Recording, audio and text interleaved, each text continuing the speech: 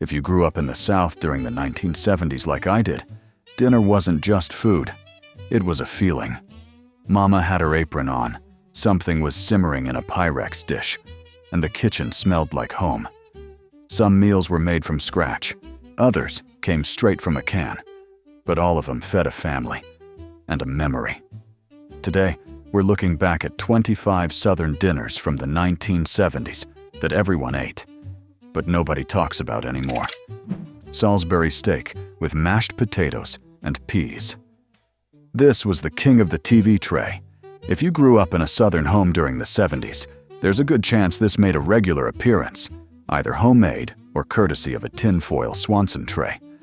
Thick ground beef patties smothered in brown gravy, nestled next to a scoop of buttery mashed potatoes with a gravy crater, and peas that somehow always rolled into everything else. It wasn't fancy, but it sure filled a belly.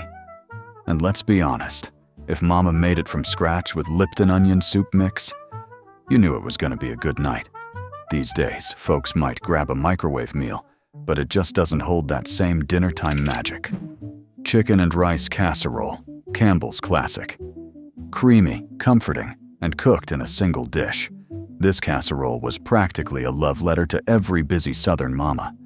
Found right inside that 1968 Campbell's cookbook, it featured white rice, cream of mushroom soup, and chicken thighs baked until the whole thing bubbled and browned around the edges.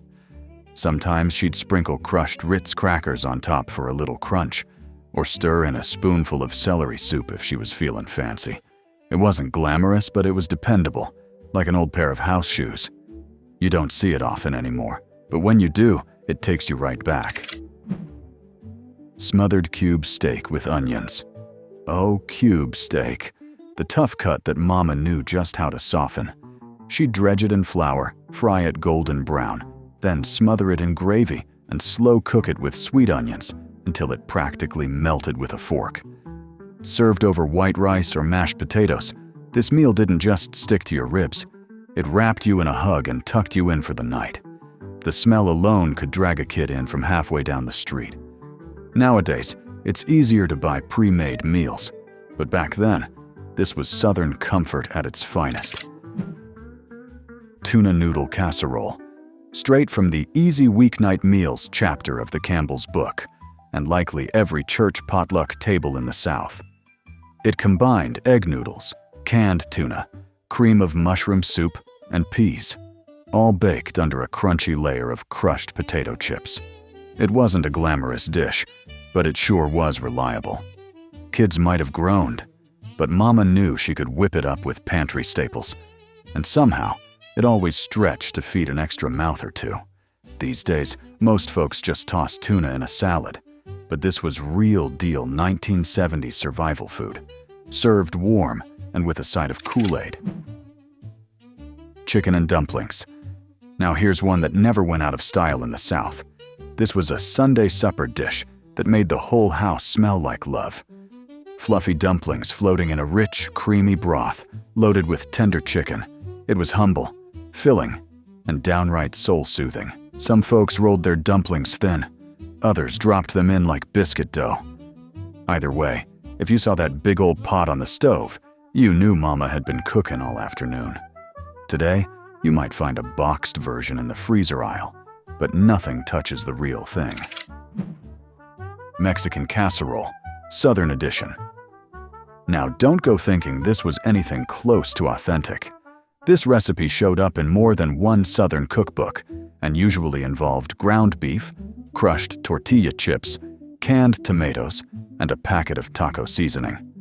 Some mamas added olives, some stirred in cream of chicken soup for that gringo gravy touch, and there was always a thick layer of cheddar cheese on top. We didn't know better, but we sure thought it was spicy. These days, folks might call it Tex-Mex inspired, but to us, it was Tuesday night supper, and it got the job done. Cornbread and buttermilk supper. Now here's a Southern classic that confuses just about everyone who didn't grow up with it. A tall glass of cold buttermilk with chunks of day-old cornbread crumbled right in. Maybe with a spoon, maybe straight from the glass. It was humble, filling, and especially common in the summertime when it was too hot to cook. Some folks ate it sweet with a little sugar. Others liked it savory with a pinch of salt and black pepper. Either way, it was a make-do meal that somehow felt like comfort. You hardly ever see it now, but it once fed half the South, quietly and without complaint. Tomato soup meatloaf, Campbell's twist. Ah yes, the meatloaf with a secret. This version used tomato soup instead of ketchup or tomato paste, giving it a sweeter, tangier flavor. It came straight from the Campbell's book and often had oats or crushed crackers to stretch the meat just a little further. Baked until the top caramelized just right, it was served in thick slices with green beans or corn on the side. It might have been humble, but it was hearty. And even if you didn't love it, you ate it, because there was no dessert until your plate was clean. Baked spaghetti, a Southern favorite that lived somewhere between pasta night and casserole comfort. Mama would cook up spaghetti noodles, mix them with ground beef, tomato sauce, and maybe a little cream cheese or sour cream if she had some to spare. Then she'd bake the whole thing under a crust of shredded cheddar, mozzarella, or even plain old American cheese slices. The edges always got nice and crispy, and the flavor was better the next day. You don't see this much anymore outside of reunions and church potlucks, but it sure deserves a comeback. Stuffed bell peppers. These colorful beauties were weeknight royalty. Green bell peppers stuffed with a mix of ground beef, white rice, tomato sauce, and maybe a handful of breadcrumbs. Mama would bake them until the peppers softened and the tops browned just a little. They looked fancy on the plate, but they were pure comfort food inside. Sometimes she'd top them with cheese, sometimes with nothing at all. But you always knew you were getting a good, hearty meal. These days, they show up in healthier forms, but in the 70s, they were good, honest Southern supper food. Canned ham and pineapple slices. Now this one looked like something off a cruise ship buffet, if that ship only served things that jiggled. Canned ham, sliced thick and topped with pineapple rings and maraschino cherries, was baked into a sticky, sweet, salty main dish that somehow ended up on nearly every holiday buffet table. It had that strange gleam, equal parts gelatin and glaze. And you could always count on an aunt who swore it was better than ham from the butcher. While we might raise an eyebrow at it now, it was once the star of the dinner table, especially if served with candied yams and green bean casserole.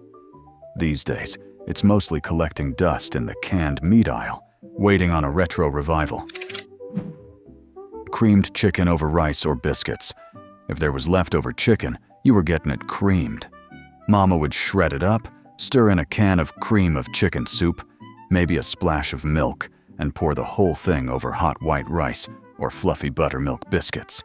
It wasn't fancy, but it was warm, filling, and made you feel like everything was gonna be all right. This dish was one of those quiet heroes. No big flavors, just comfort and calm. Today, folks might turn to a chicken pot pie or rotisserie chicken, but back then, this was love in a ladle. Salmon patties with ranch-style beans. Open up a can of salmon, mash in some crushed saltines, an egg, and maybe a squeeze of lemon if Mama was feeling fancy. Fry it up golden and crispy, then serve it with ranch-style beans and a blob of ketchup on the side. Salmon patties were a Depression-era holdover, and in the 70s, they were a weeknight standby. Cheap, quick, and full of flavor. Well, if you liked canned salmon. These days, they've been pushed aside for grilled fillets and salmon bowls, but every now and then, that crispy patty still calls out from the past. Porcupine meatballs. Now here's a dish that sounds stranger than it is. Ground beef, rice, onion, and seasonings, rolled into little meatballs, simmered in a tomato sauce until the rice poked out like quills. Hence, Porcupine. This was in just about every Campbell's and Betty Crocker cookbook, and it was a hit with kids who liked dinner to have a story. It was hearty, saucy, and perfect with instant mashed potatoes and green peas. Nowadays, we're all about meatballs with Italian herbs or Swedish gravies, but these little critters, had their moment of glory. Deviled ham spread on saltines. This wasn't so much a dinner as it was a we're out of groceries and payday's Friday kind of supper. Deviled ham came in those tiny paper-wrapped cans, and you'd mash it onto saltines or white bread, maybe with a squirt of mustard if you were lucky. It had a tangy, almost spicy bite and was surprisingly filling. Served cold with potato chips and pickles, it was humble, but folks made do. Today it lives on more as a gag gift or survival stash, but back then, it got the job done. Egg noodles with cream of mushroom sauce. Simple and strangely satisfying, this dish was a staple in busy households.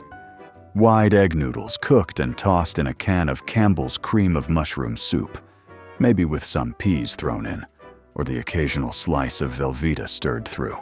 It wasn't gourmet, but it was creamy, warm, and fast. Kids liked it because it was bland in the best way, and parents liked it because dinner was done in 10 minutes. Now it's been replaced by fancier pasta dishes, but in its day, this one was a weeknight wonder. Fried liver and onions. Lord have mercy. Either you loved it, or you were forced to eat it with a glass of milk to chase it down. Liver and onions was one of those good-for-you meals that Mama made because her mama made it, and so on. Fried up in bacon grease with a pile of caramelized onions, it was served with mashed potatoes and canned green beans on the side. Some folks swore by it, others swore at it, but it was a staple of Southern tables in the 70s. These days, it's nearly vanished, and few are complaining. Hamburger Helper, beef noodle or stroganoff. When this boxed miracle showed up, it changed everything. 1 skillet, 1 pound of ground beef, and you had dinner that felt homemade, even if the seasoning packet said otherwise. The beef noodle and stroganoff versions were the kings of the weeknight table, especially when Mama served it with white bread and butter. It was new, it was quick, and it made you feel like you were eating something from a commercial. Now it's a punchline or a dorm room dinner, but in the 70s, it was downright exciting. Macaroni and tomatoes. This one was born out of necessity. Elbow macaroni tossed with stewed tomatoes, butter, and a whole lot of black pepper. Maybe a spoonful of sugar to cut the acidity if Mama knew the trick.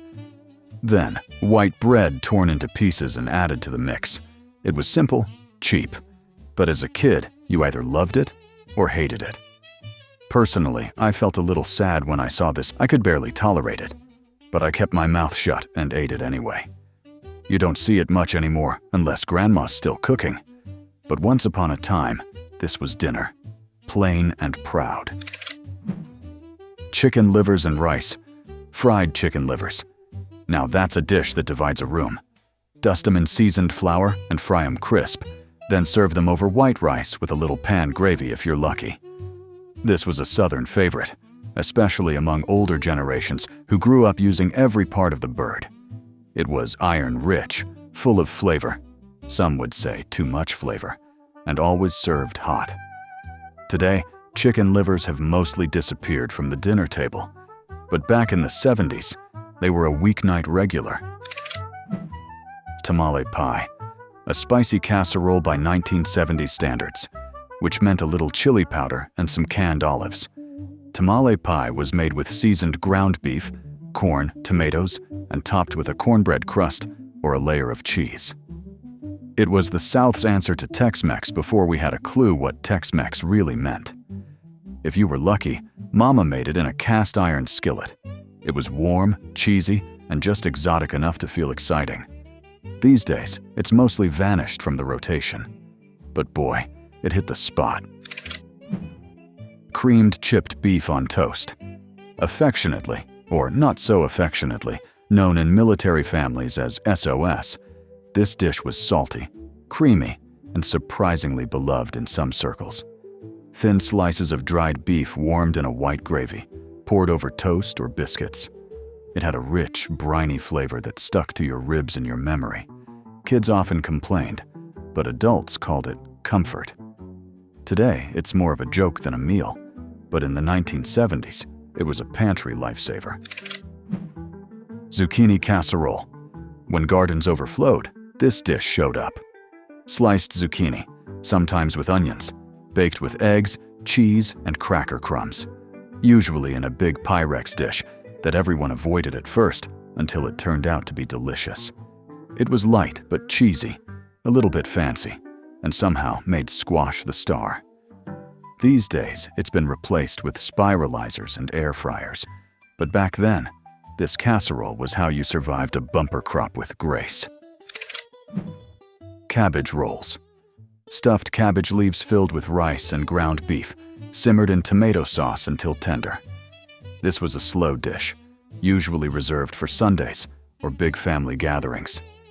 It smelled like comfort and tasted like someone had worked hard on dinner. Sometimes they were a little soggy, sometimes they fell apart, but everyone appreciated the effort. Today, we're more likely to see them deconstructed in a skillet, but nothing beats the real deal. Rolled with care and served with love. Jellied Ham Loaf. And finally, the forgotten crown jewel of the 1970s dinner table, Jellied Ham Loaf. A pink, molded blend of ham, gelatin, and mystery, sometimes topped with a pineapple slice and served cold. It jiggled, it shimmered, and it terrified children across the South. It was meant to be elegant, served with a side of aspic or deviled eggs, but time has not been kind to the ham loaf. Still, it's a relic worth remembering, a symbol of an era that wasn't afraid to suspend meat and gelatin and call it dinner. Well, y'all, that's our little trip back to the 1970s Southern dinner table, complete with casseroles, convenience, and a whole lot of character. Some of these dishes still make appearances at family gatherings or show up in dusty recipe boxes, but a lot of them, they've slipped out of our kitchens and into memory. And while it's easy to grab something store-bought or pre-made these days, and hey, who can blame us when life moves so fast, there's still something mighty special about the meals that took time, tradition, and a little bit of love, or soup from a can. If nothing else, I hope this list made you smile, laugh, or say, "Oh Lord, I remember that." Thanks for pulling up a chair with me today, and until next time, keep those memories warm and that oven preheated.